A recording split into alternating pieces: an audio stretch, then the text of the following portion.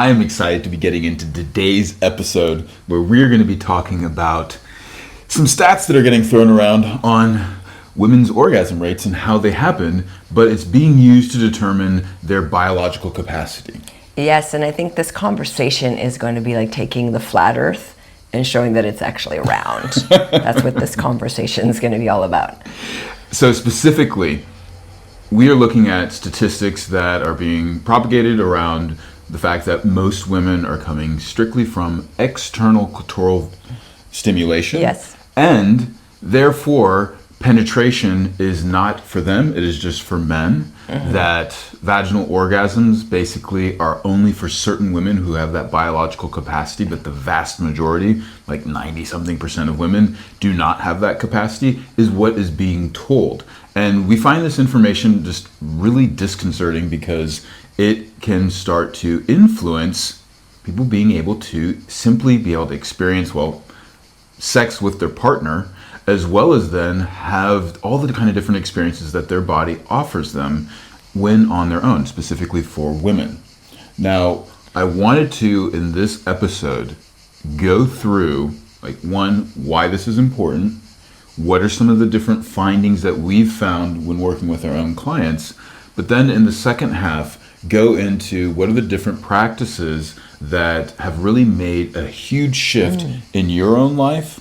But then when we've given those practices to clients, this just wipes out what is supposedly statistically impossible. Yes. And actually invites women into exploring their biological capacity, which is tremendous.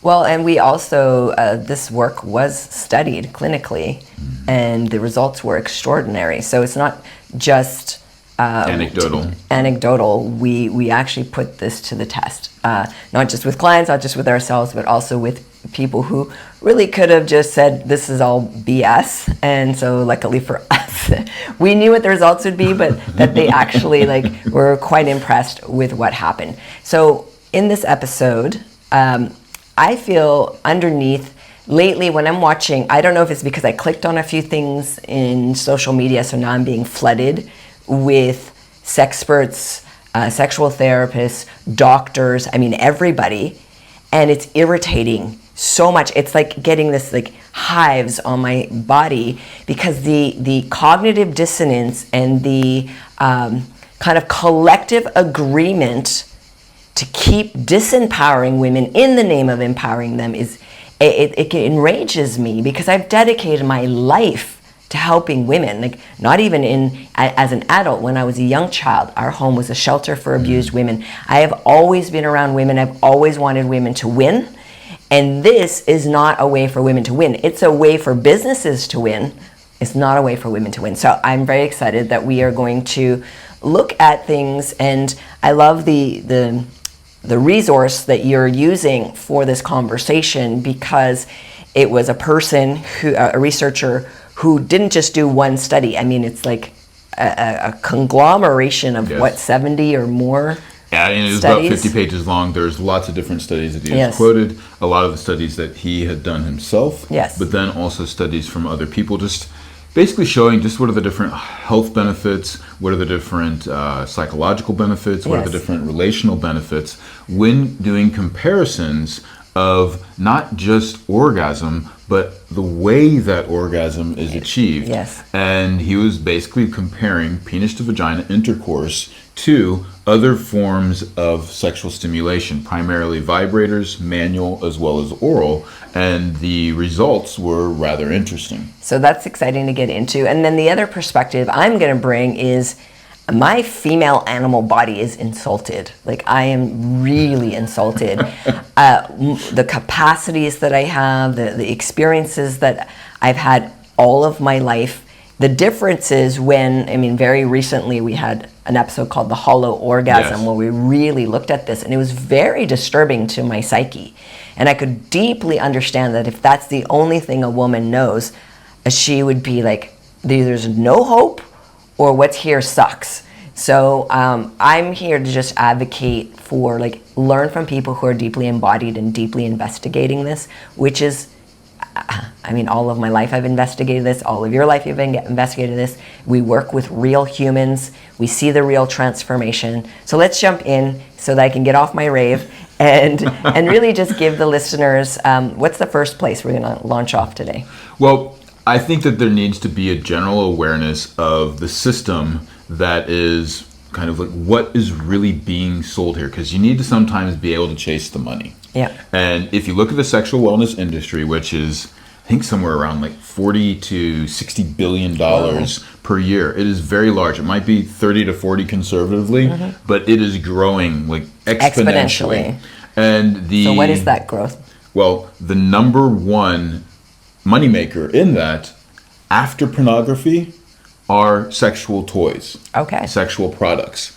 The number three industry maker are sexual educators who are promoting those products. Yes. So when you understand that these statistics on the ways in which women are reaching orgasm are being used to explain, well, this is her biological capacity, penetration is just for men, therefore we are going to educate women on using products through only external clitoral stimulation, yes, as the fastest way for them to have an orgasm. There are not the other considerations, which is that there are actually studies out there showing that if you take a woman's attention away from the vagina, if you educate a woman that they should not be focusing on the vagina but strictly on the clitoris, and then you have women who are going And by clitoris, you mean the glands. specifically the glands, the external clitoral stimulation, which is very important. We'll get into that.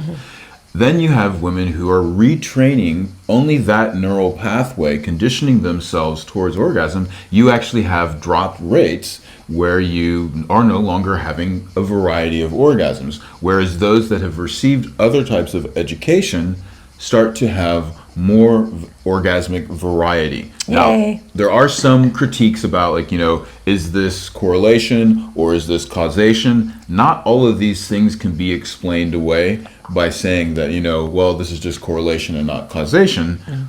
But what we have noticed with our clients consistently and with our study as well is that these are trained skills. Yes. And the key factors are being able to receive sex in a sensitive way and being able to perform it in a competent way. That's all super important. I hope we break that down in a second. We're but going to. what flashed through my head was, imagine growing up in a culture, there are cultures like this. Imagine growing up in a culture as a woman and you are told from the day you're born, girls don't run. Their legs don't work that way. They can only walk. You will never be able to run. Don't worry about running. That's only for men. Running is only for men.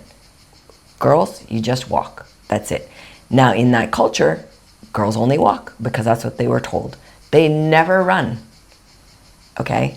So they don't develop the muscles. They don't develop the balance. They don't develop freedom, really, because it's fun to run, especially when you're a kid and you're playful. And now you're much more going to be subject to predators because you're not going to run away from them. You can only walk.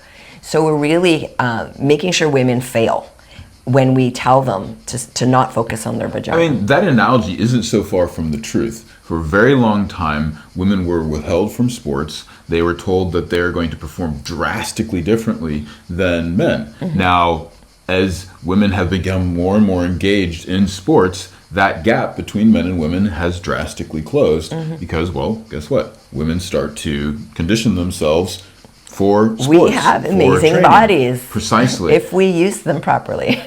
And the belief that then, well, just a woman's body is not built a certain way, therefore let's go ahead and condition it in the opposite way, is why we have a lot of women that are only being able to stimulate themselves to orgasm via the clitoris and using toys. And I want you as a listener to really take this in, please.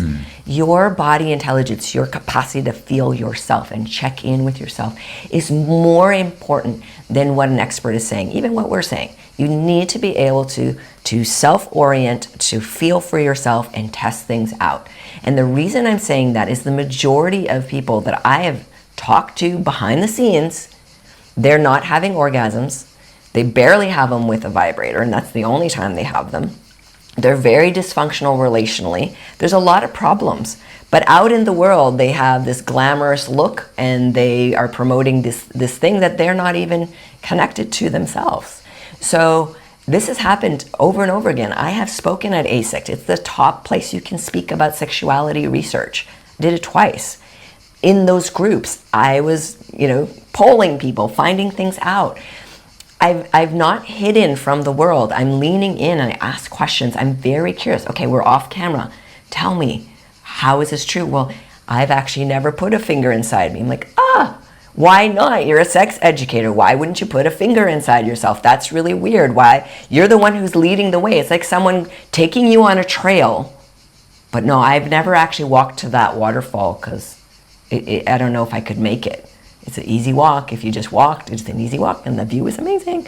So it's like this for me, and that's what you're going to hear here. Is I want to keep referencing you back to your own intelligence, your own sovereignty, your own agency. That's the frame that we're using for this information. So you can double check, triple check everything, but the most important is to start to check in with your body, because what is possible for you is so unbelievably amazing. I mean, it is believably amazing because I believe it. I've seen it. I feel it in my own being. I've seen it in clients and in friends. And I've also interviewed people who are similar to me, who have a very, they spent their life being very expressed. So I've asked them some very particular questions, and there are themes. So those will come up later. But I just wanted to bring you in a little bit more as the listener, to lean in and well, what does this mean for me? And is this true for me? And listen to each of the points through that lens. Well, let's start off with some of the resistance of most educators. And you have a doctorate in psychology. Mm-hmm. So there is literally the position out there that as a psychologist, we should not teach women that, their clitoral orgasm is not the only thing that they're capable of, because that's what they're experiencing, and we don't want to run the risk of shaming them. So how would you respond to that as a psychologist, which is we need to protect our clients from being shamed? Of course. Never shame a client. Never shame a single human ever. Shame is a useless, stupid thing that we do. There's no need for shame. What they're missing out is that I'm introducing people to possibility, and they're not. The entire therapy world, including medicine, looks at humans as victims with no power. This is what is in that mindset. I'm the expert, I know better, and what I've been taught is better than anything you know. BS. I think you could also take it a step further, because it's not just what they've been taught. What you're finding out, it's also what they have not experienced themselves. Correct. So when a woman tells me, well, this is the only way I've known to do things, I'm like, great, I'm so happy you explored that. Did you know that there's all these other possibilities? And if you are curious, here's how you access them.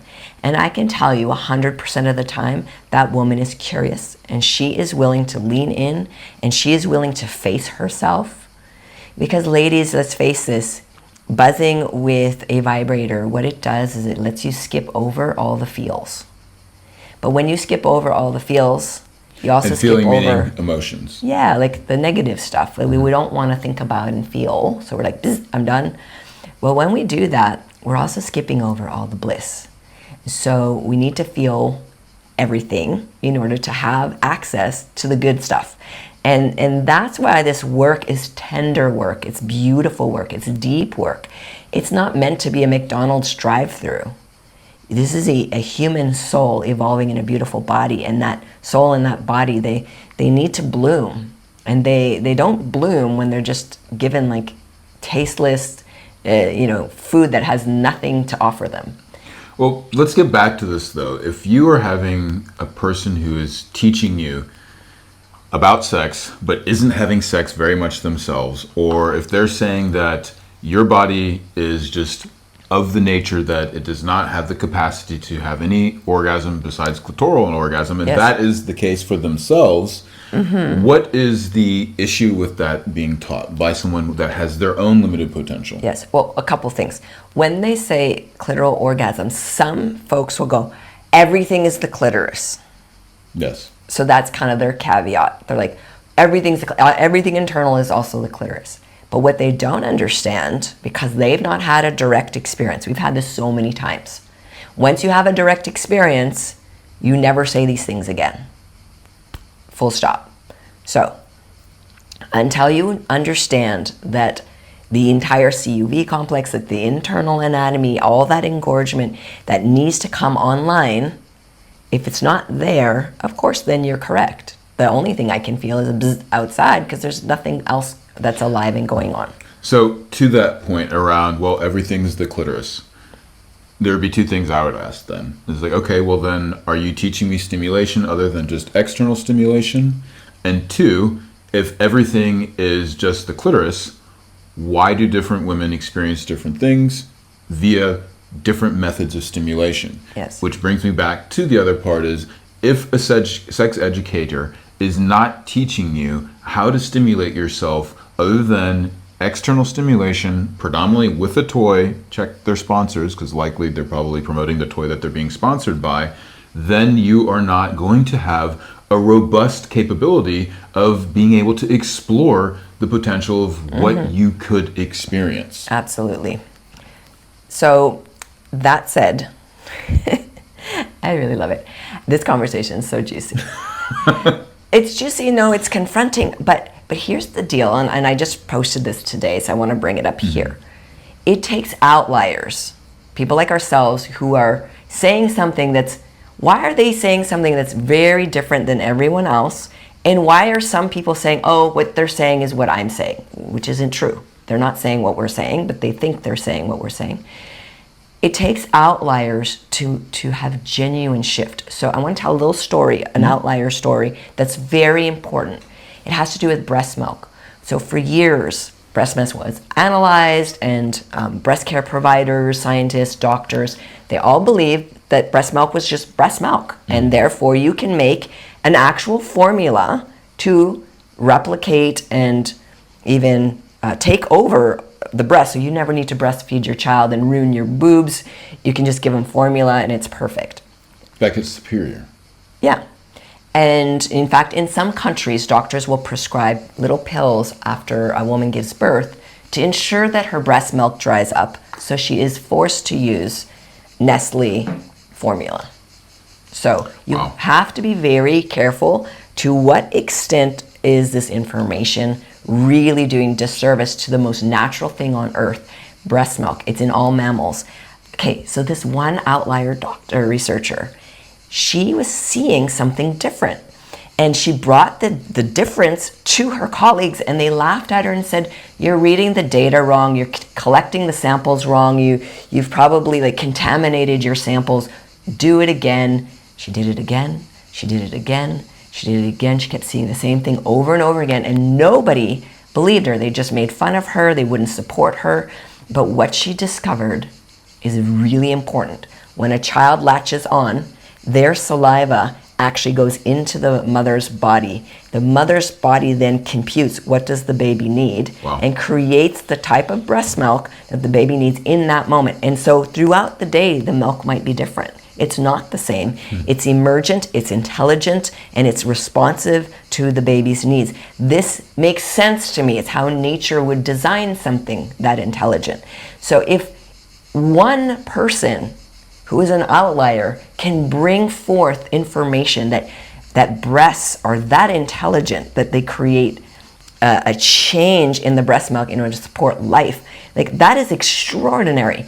Imagine if we could put all this cognitive dissonance that we're talking about aside and really lean in and go, what is actually true for women in their genitals? Is this actually true?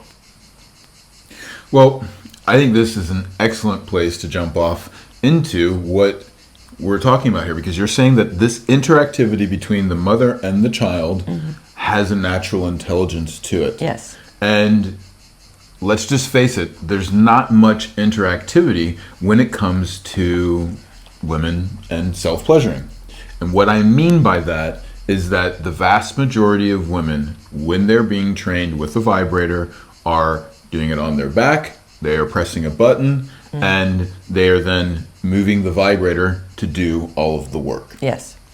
So then what ends up happening is, one, they're not learning how to move their body mechanics. They're not learning how to utilize their breath. They're not learning how to then translate any of this to being with a partner. Yes. So could you speak a little bit around some of the different things you have noticed kind of typically that seem to be holding women back from having these otherly experiences, and how they're kind of being educated away from doing that? Yes.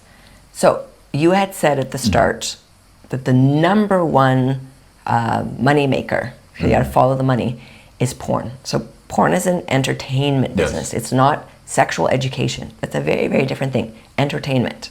If you believe that the actors in the movies, that's actually what they're doing and living, it's a joke. Nobody believes that that's real. It's entertainment. So there's no Superman flying through the sky and, X-ray vision, all that. Anyways, so to bring it back into this conversation, it's like when I watch, like in a class, women just learning how to be in their body, what I notice predominantly is they're frozen. They're really sucking their bellies in quite tightly, so there's no movement at all in the abdomen. They're very inflexible or stiff in the hips. Yeah, normally the butt is kind of curled forwards and up. Or it's very, very arched back, but in a way that's like too much back as well. So in terms of like wearing high heels and sticking the booty out, and so there's... I was thinking specifically during stimulation, there's kind of a curling over the stimulation is different. I've not no way to watched go to women touch. stimulate themselves. That's not what happened in the classes. But just in terms of practice... Their hips in general seem to be rather immobile. And their flexibility of their groin is very stiff for the most part. There's some very flexible ladies, but the general public, there's more of a stiffness there. And then there's... the most difficult lesson in all of the work that I give, say in the Jade Egg Mastery course, the one that's the most challenging that women will like be triggered by, and they don't do it, and it takes them maybe years to come back to it. Yeah. But when they do, they have a huge breakthrough, and it's making sounds. Just even, just the sound of something delightful. They can't do it. They get triggered. So the silence is also really inhibiting a woman's experience. And if they're learning sounds from the entertainment business, pornography, then they're not actually learning the sound of their vulva. They're learning the sound of what they think, the general public at the moment, what the actors think is hot. And if you were to look at pornography from other cultures, you'd notice that those sounds are very different. Yeah. But there seems to kind of be a consensus on what those sounds should be. If it's a Japanese thing, it's all the same little Japanese high-pitched sound. Everyone's squeaking the same way. And so it's really interesting to hear that. I find it very disturbing in my animal body when I hear those sounds. It creates this weird, almost dissociation in my system. And what we've noticed with clients when they tune into their own body and just simply follow pleasure, as opposed to performing a sound, it naturally emanates. Yes. And then that's pretty uniform across all different cultures, all different ages. And the resounding answer from these women is like, what was that sound? It sounded very animalistic. It wasn't beautiful, but it felt beautiful. Good. Yes, it felt exactly. so good. The things that feel good aren't always pretty and elegant and well put together. They can be very messy, and that's when a lot of delicious experience can happen. When you mention about pornography, I think there's something else that's also coming into play here, and that is the performative aspect of it. Yes. So when we deal with female clients, even more so than men, they are typically, women are saying that their number one way to get pleasure is via their partner's pleasure. They would love to be able to have the turn on just for themselves. I mean, I can understand. I love your turn on.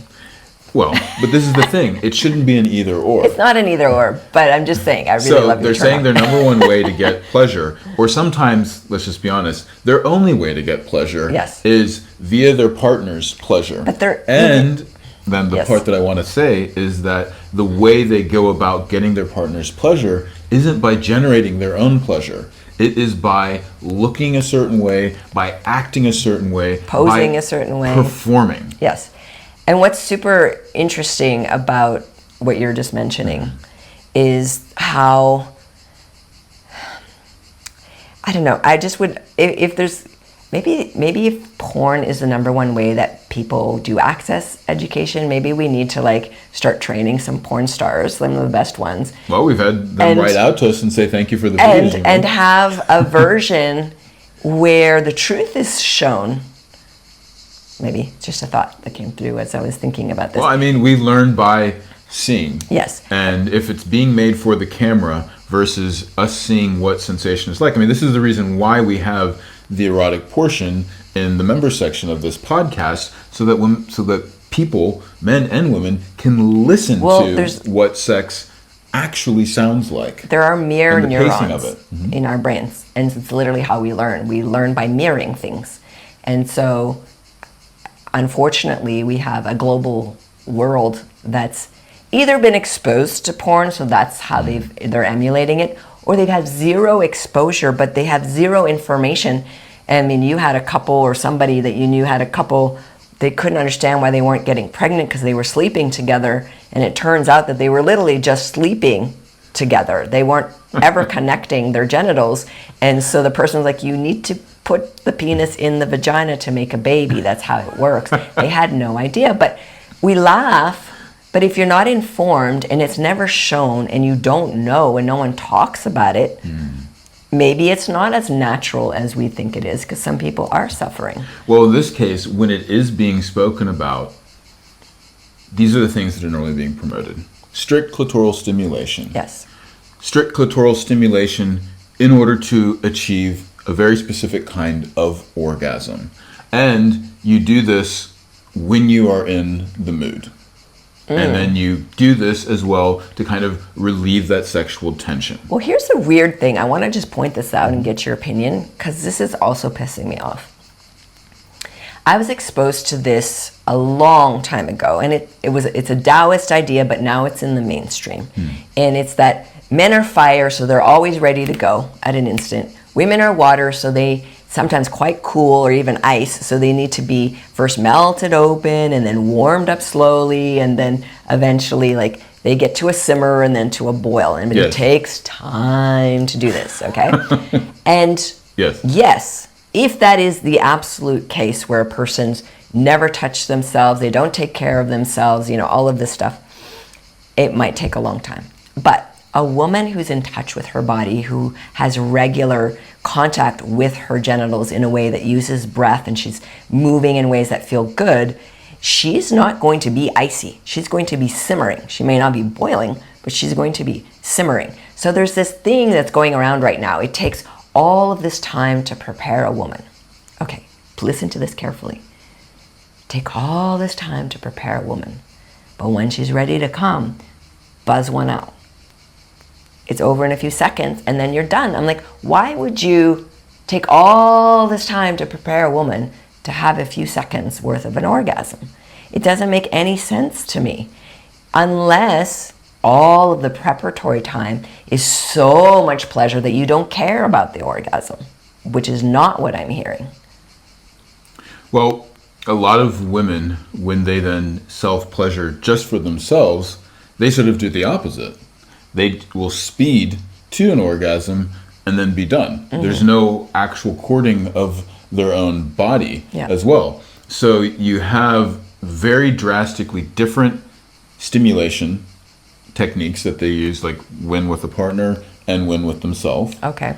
Then you also end up having a very different approach in terms of what you would expect from your lover and what you'd expect from yourself. Yes. If a woman were to have a lover that treated them sort of similar to how they treated themselves, which is just, I'm only going to pay attention to you when I want to have an orgasm, and I'm going to do it for this amount of time. And then we're done. And we're not going to talk and cuddle or anything.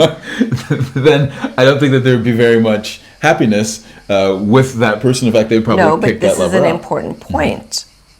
There is a portion of women who don't believe they should ever touch themselves, that's only happens when their partner touches them. That's the only time that they should be having these sensations. Especially when it comes to exploring internally. Yes. So we want to debunk that, because having agency over your body, like, you want to be able to, I remember a black lady once she's like, ladies, everybody, you need to wash all the cracks. Like, please, like, go in and do a good job. And I was surprised, but basically she was advocating because all these people were getting weird infections and smells and things, and they just weren't reaching down and actually washing. Some women don't even take their underwear off when they shower. And she was like, you gotta get all naked and get up all in those little cracks and crevices and clean everything out. And so collectively, there's a portion of people who just don't know how to take care of this part of the body because it's not normalized, because it's made to be gross or disgusting or dirty or sinful or whatever all the words that are put on it, instead of, hey, this is part of your hygiene, it's part of your health. And by hygiene, I don't just mean physical, I mean emotional, I mean aliveness. Like, how alive do you want to be day in and day out? This is a really important part of your life. So before we switch over to the members side, we're going to get into some stories. Okay. We're going to get into, as well, like very specific hows to be able to counteract this. I want to talk about some of the programs that we have in order to help women be able to deal with having more agency, meaning like actually using their breath, using their hips to be able to follow pleasure as opposed to chasing an orgasm. Okay. Also the ability to start to develop more vaginal sensitivity, this interoceptive awareness, proprioceptive awareness, as well as then like simply conditioning themselves to remove numbness, the ability to like remove pain, and the ability to like boost their pleasure capacity. Well, I would say if you've never done anything at the Embodied Love University, the very first thing you're going to see are the foundational trainings. And those are really important. If you have just like no idea about pleasure anatomy, no idea how some basic breathing works, no idea what a yes or a no kind of looks and feels like in your own system, no idea how to get out of feeling all stressed out and start to come into a place where you're more receptive and relaxed, that's free. It's for everyone. So I would say like start there. If you have a lot of body shame, once you are a member, there's a body love meditation that is available to people who are in the membership. And I would start there, just like if this is all like, woo, that's a lot, start there. Start just connecting in with yourself. However, if you are ready to explore a little bit more and learn a little bit more, then I really feel like Awaken the Sensual Woman is one of our better courses, because it's a step-by-step journey into discovery and into mastery of yourself. Like, it's incredible when a woman starts to really understand her body in a whole new way. There's more confidence, there's more delight, there's more aliveness, there's more curiosity, there's more creativity. I mean, it's quite amazing to see. Well, and the thing that I find, and was such a fun project to do, we had, I forget what it was, like about 165 different women that came on live, and first they were learning anatomy, not as a system of reproduction, and not just the clitoris, but actually as an entire system of pleasure connected to their entire body. Then you would guide them through a practice. They would turn off their cameras, you'd be under a sheet, and you would be then speaking about what you're doing. Verbally so very guided meditation while you yourself are doing it yourself. So that way then the women are hearing the rhythm, seeing your overall body movements. They've learned all the internal and external body mechanics of this, as well as how to use their voice, how to deal with the different emotions that come up. And just within those 6 practices, it completely transformed the way women, approached their sex with a partner, how they approached sex with themselves. Yes. It changed period pains. It changed their whole psychology. It changed vaginal dryness for those who were experiencing that. I mean, and there was a huge age range. yeah. Yep. Now, the other one that we are coming up with soon, which we are either going to be releasing, what is it, July 10th? We're starting July 11th. We have a program called Awe. And that is going to be the follow-up to Awaken the Sensual Woman. You can still get in on that by checking out Awaken the Sensual Woman. Yes. We're going not just into clitoris, the urethral sponge, but we're then going to start to go into the cervix. Now, a lot of times women go, oh, these things sound complicated.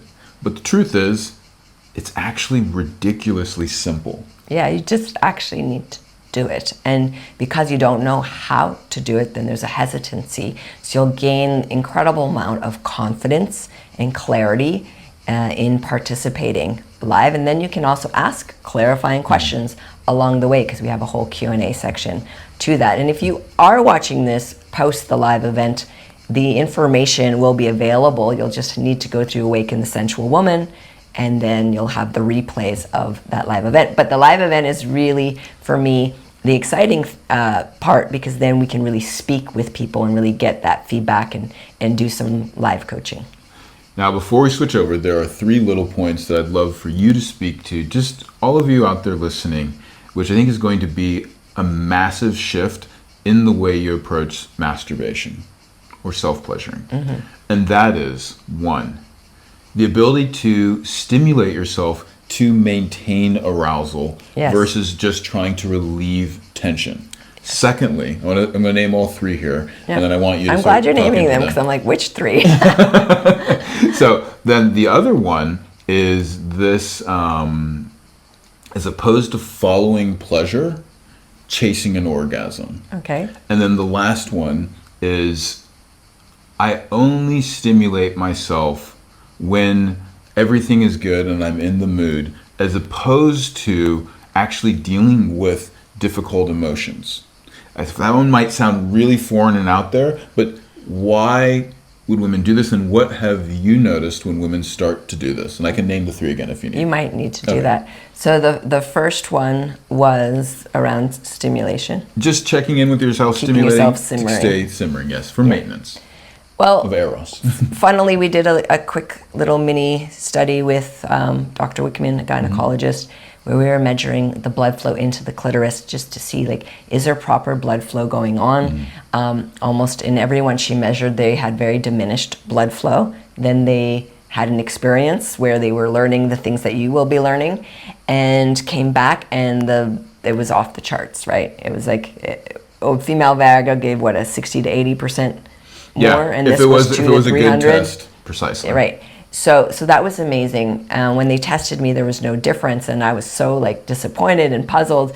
But the doctor said, "No, this is good news. It means that you have consistent blood flow always." Because your blood flow rates were already elevated Yes. compared to the rest of the sample study. After a long day of work and being stressed too. So what's interesting about that for you is the more blood flow into this area, never mind the erotic and deliciousness and orgasms and all that stuff, is more health. Health for your ovaries, health for all the tissues, all the different parts of your genitals are going to be healthier with more blood flow. That's 1. 2. Well, before we go to the next one, I think there's an important point to mention, because the women then came back and were analyzed, or measured again. Thank you. The women that were measured again after their first time, and then several days later, Dr. Deborah Whitman noticed that their levels of arousal were also maintained. So this wasn't just like for you, is that when you are involving the entire body, everyone's higher levels of arousal get maintained. Yes. So the second one is this ability to actually meet the emotions that you have and use sexual stimulation as a way to deal with negative emotions, as opposed to just waiting for when you feel good about yourself. Okay. Why would anyone do that? I thought that was the third one, but that's That is the third one, but I want to talk about the second It can one be now. the second one now. Well, it's freedom. So if you are afraid of feeling this or that, or overwhelmed by feeling this or that, and your life starts to get more and more compressed of an avoidance tactic of I need to avoid feeling any of these things, then you get to a place where you're pretty much victimized by life itself. And it's not very nice to walk through the world. It's not nice to have relationships. It's not nice to even have a workplace, because life itself starts to be like a threat. When you start to build resiliency, when you trust yourself to feel something and be able to move through it and get on the other side of it, and you do that consistently, and you start to feel like, oh, I can do this. That's the level of emotional maturity that actually creates freedom. Now, not only are you more free to just have experiences and be in the world and have interactions because you're no longer afraid to have those or to feel whatever you're going to feel, but sexually, when you have access to a greater emotional range, now you're going to access greater pleasure and orgasm range. So that's super important. And as women, for the most part, I think there's a deep, deep, deep down desire to feel like we are loved to our core. And we're always looking for it on the outside. So with this practice, you're learning like, oh, I can connect with that beautiful, delicious core and love on that and feel free and feel like I am in love with life. That's a fabulous advantage of doing that. And doing it as a pleasure practice sounds counterintuitive, but what starts to happen is your body, instead of going into stress response around emotions, starts to then have a more natural look. I'm upset. I'm going to connect with myself. I'm going to give myself a little bit of time, and I'm going to breathe. It's not always erotic. It's not always orgasmic, but it is always brings you back to feeling more open to life and more resilient. And so that's one of the big reasons to practice that way. Another way I'd put that is that as opposed to escaping whatever things are coming up or whatever things might be in your past or everything is happening in the moment, you learn to be able to process it.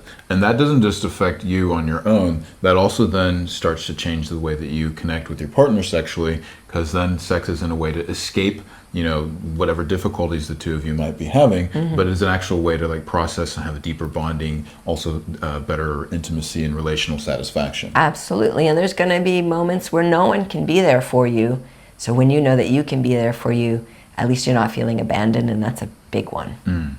So now for the third one. That was originally the second one. That was originally the second one. But we'll leave the best for last here in some ways because, everyone's motivated by, well, what is the goal? What are we trying to actually go for here? Yes. And most self-pleasuring education is going to teach you what you're going for is the orgasm. However, you continually talk about the importance of following pleasure. Yes. Now, what's the difference of that? Because it can seem like, well, if you're following pleasure, though, it's to get to the orgasm. So what's the difference here?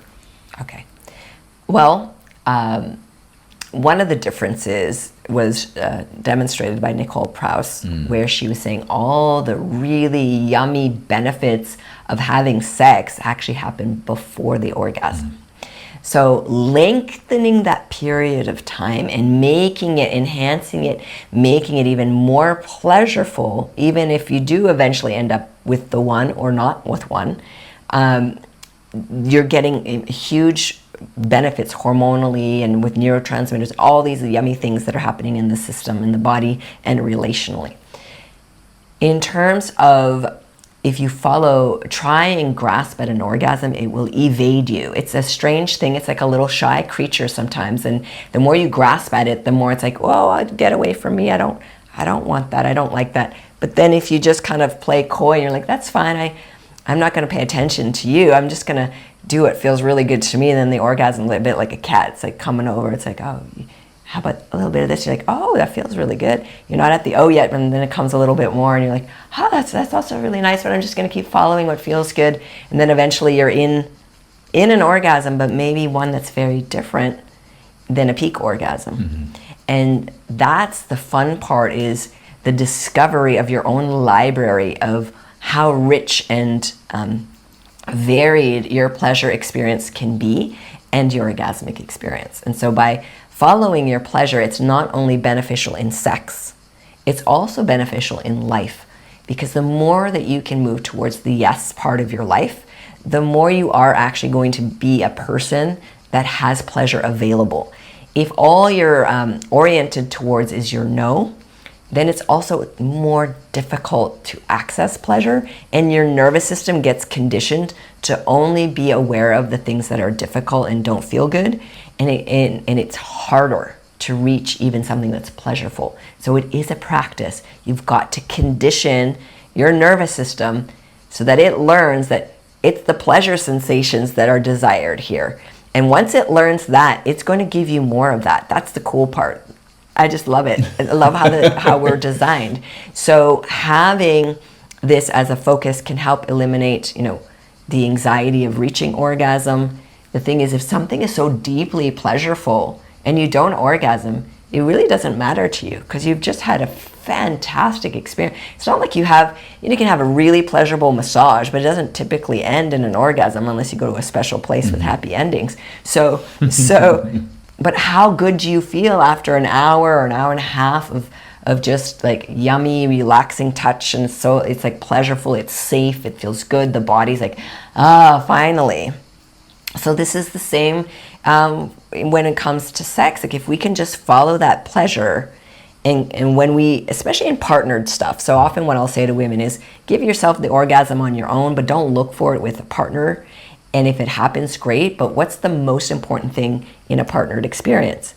It's actually the connection, and it's the mystery that arises when two bodies come together. You do not know, you can't predict what's going to happen, so that's the adventure of it. Now, you can get very good together as lovers where you get more and more orgasmic, but if you're just coming together and like, what would feel really pleasurable for this body, and that other person's like, ooh, what would be really pleasurable for her body?